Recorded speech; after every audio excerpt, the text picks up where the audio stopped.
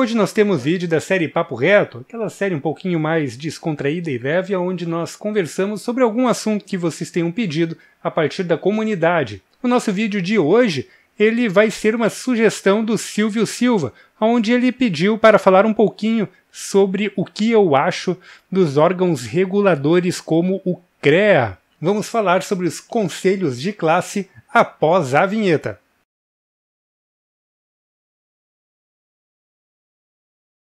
Que tal ajudar ativamente com a manutenção do canal? Sim, agora você pode ajudar diretamente através das suas doações voluntárias e para isso temos duas opções diferenciadas. Basta você vir aqui em qualquer um dos nossos vídeos mais recentes, clicar no Mostrar Mais e selecionar qualquer uma das opções presentes na descrição do vídeo. Basicamente, nós temos duas formas de colaboração, através dos vouchers do Mercado Pago, que vão de R$ 2 até R$ 50, e você pode ajudar conforme sua possibilidade no mês. Ou você pode colaborar através do nosso projeto no Padrim. Clicando nesse link, você será encaminhado à nossa página no Padrim, onde temos toda a descrição do nosso projeto e dos trabalhos realizados no Bobson Channel, bem como o que planejamos para o futuro. Aqui você também encontrará nossas metas para este ano, metas estas que buscamos alcançar este ano para proporcionar expansão do canal e aumento de qualidade e custeio de insumos. Mas o mais importante de tudo, lembre-se que qualquer ajuda é sempre bem-vinda. Qualquer valor irá somar para trazer melhorias e expansão ao canal. E é claro, se você não consegue ajudar financeiramente, ajude com seu like e divulgando o nosso trabalho em suas redes sociais para amigos e colegas que se interessem pelo tema de tecnologia e engenharia eletrônica. Este assunto ele é um tanto delicado e pode acabar sendo até mesmo polêmico. Nós precisamos de um órgão, um conselho regulador como o CREA, como o CAL ou como o CREMERS, por exemplo? Na minha opinião, sim, nós precisamos de conselhos e de órgãos reguladores. Por quê? Porque estes conselhos e estes órgãos eles servem basicamente para fiscalizar o trabalho dos engenheiros, dos médicos e dos arquitetos, por exemplo, como nos exemplos citados anteriormente. Sem estes órgãos, fica muito mais difícil nós cobrarmos de um engenheiro, por exemplo, se ele tiver feito o projeto de uma casa e essa casa caiu e é constatado algum erro no projeto. Ah, mas você pode cobrar juridicamente dessa pessoa através diretamente do seu CPF como uma responsabilidade de pessoa física. Realmente, nós podemos processar diretamente a pessoa. Entretanto, quando nós estamos falando de empresas, a coisa é um pouquinho mais complicado.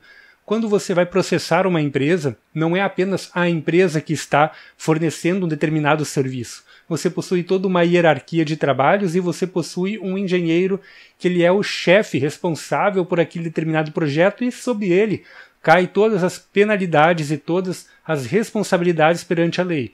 Quem organiza e quem vai dizer quem é a pessoa responsável dentro da empresa X ou da empresa Y será o conselho de classe. Deste modo, toda vez que uma empresa faz um determinado projeto, por exemplo, um projeto arquitetônico, vai ter lá um arquiteto que é responsável por este projeto dentro desta empresa. A empresa ela vai ser responsabilizada, obviamente, pelo projeto, mas aquele arquiteto irá responder através da empresa por aquele projeto. A mesma coisa acontece na área de eletrônica. Quando você abre uma empresa, esta empresa ela necessita ser credenciada dentro do conselho de classe na qual está a atividade principal dela. Por exemplo, no caso da engenharia eletrônica, você vai ter de credenciar a empresa dentro do CREA. Esta empresa ela vai ter de notificar ao CREA quem é o engenheiro responsável por todos os seus projetos. Então, se você tiver algum projeto que possui responsabilidade técnica, vamos supor, nós somos contratados para desenvolver um projeto de um sistema de ECG automático, né? Eletrocardiograma. E este ECG ele tem de funcionar 24 horas, né, ligado a uma bateria, conectado ao paciente, como se fosse em um pequeno relógio para efetuar monitoramentos diários de algum paciente que está em observação.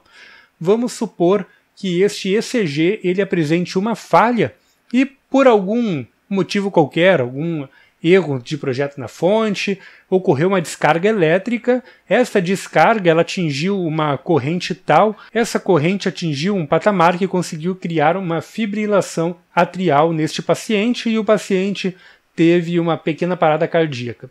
Bom, quem vai ser o responsável por este projeto? Quem será responsabilizado pelo projeto? Primeiramente, óbvio, a empresa que fez o projeto, ela vai ser responsabilizada judicialmente.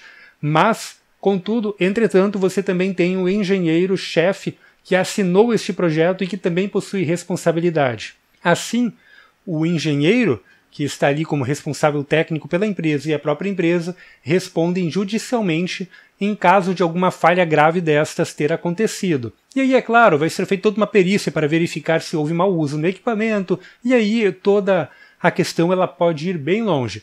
Entretanto, nós destacamos o ponto fundamental da necessidade do Conselho Regulador. Sem o Conselho Regulador, nós não vamos ter um local que vai guardar as informações de quem era o responsável naquela determinada época quando o projeto foi assinado. Nós não vamos ter, por exemplo, o projeto original sendo arquivado para ser puxado deste banco de dados e assim analisado e principalmente ter a certeza que este projeto não foi adulterado pela própria empresa para mascarar uma falha de projeto. Assim, o Conselho Regulador ele acaba sendo um meio de campo entre as pessoas civis, a pessoa física que compra um determinado produto, um determinado projeto e a empresa que realizou este projeto, de modo a mediar qualquer problema que possa acontecer decorrente de uma falha de projeto. E aqui nós entramos em um outro ponto que essa aqui, tá pessoal, é a minha opinião. É a minha opinião, você pode ter uma opinião diferente da minha. Eu acredito que os conselhos reguladores eles devem existir apenas para regular a atividade profissional enquanto indústria, enquanto empresa, e não enquanto diretamente pessoa física. Vou explicar. Se você se forma como um técnico em eletrônica, como engenheiro em eletrônica, você, teoricamente, de acordo com as regras vigentes, tem que efetuar o seu cadastro no conselho de classe da sua área. No nosso caso, no CREA. Bom, se você atua, mas não assina projetos, conforme as regras, você precisa de qualquer forma ter este registro lá. O que acontece é que a maioria das pessoas dá baixa no registro. Vai lá, faz o registro e, bom, eu não assino o projeto, não sou responsável técnico, então ele dá baixa no registro para não pagar a anuidade. Isso para nós tem um problema. O problema é muito simples, nós não temos estatísticas de quantos engenheiros eletrônicos, eletricistas, eletrotécnicos, técnicos em eletrônica realmente estão trabalhando no mercado e estão fazendo da sua vida, né, do seu trabalho, a eletrônica. Essas estatísticas elas ficam defasadas, uma vez que a maioria acaba deixando lá o seu cadastro em hold, né, como se não estivesse exercendo a atividade para não pagar esta anuidade. Para mim, esta anuidade ela deveria não existir para a pessoa física. Quem deveria pagar a anuidade é apenas a empresa, afinal de contas. A empresa ela precisa ter o seu registro lá, pois o CREA atua como um banco de dados para armazenar as informações da empresa, armazenar todos estes dados, né, por muito tempo. Então, se nós pegarmos, por exemplo, dados de empresas de 20 anos, 30 anos atrás, eu quero saber quem é que era o responsável técnico por um determinado projeto que apresentou uma falha. Você vai conseguir encontrar isso lá no CREA. Olha quanto tempo eles têm que guardar essa informação. Isso tem um determinado custo. Por mais que essa informação esteja digitalizada, isso tem um custo. Por isso que eu acredito que a anuidade deve ser paga unicamente pela empresa e não pelo funcionário. Não faz sentido o funcionário ter que pagar para poder trabalhar, pois no fim das contas o CREA ele presta um serviço para a empresa e não diretamente para o trabalhador. Para o trabalhador pouco importa se o CREA está armazenando a informação de um projeto que foi feito há 30 anos atrás, mas para as empresas e para o judiciário importa. Isto é importante, isto é necessário. Para as pessoas que compram os equipamentos e serviços, isso importa, é importante, é necessário para a segurança das pessoas. Em relação à regulação do mercado, isso também é de grande importância. Afinal de contas, nós não queremos que o mercado seja sucateado. E isso não acontece só no Brasil. Mesmo em países ditos liberais, como os Estados Unidos, existe um conselho regulador e eles são muito menos permissivos do que o Brasil, por exemplo. Lá, para você conseguir o título de engenheiro, não basta ter o diploma, você tem que fazer provas, igual acontece com a OAB. Você tem que ter uma caminhada, tem que ter tempo de experiência para conseguir ganhar esse título. No Canadá, por exemplo, você se forma como engenheiro, você vai ficar 2 anos trabalhando sob a supervisão de um engenheiro credenciado, para aí você poder fazer as provas e conseguir receber o título de engenheiro e poder atuar e trabalhar neste mercado diretamente.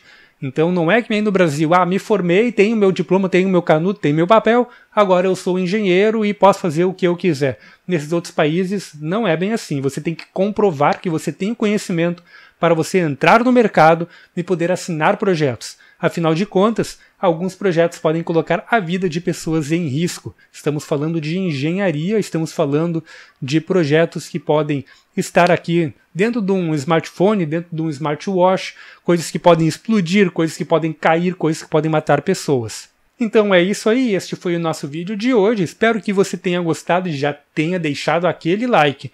Se você gostou, compartilhe aí nas suas redes sociais com seus amigos. Isto ajuda pra caramba a divulgar o nosso trabalho e para que o nosso canal cresça cada vez mais. Lembrando que você pode nos seguir em todas as demais redes sociais, os links estão aí embaixo na descrição do vídeo. E se você quer desenvolver algum projeto conosco, pode utilizar o e-mail contato@bobsim.com.br. Então é isso aí, até o nosso próximo vídeo.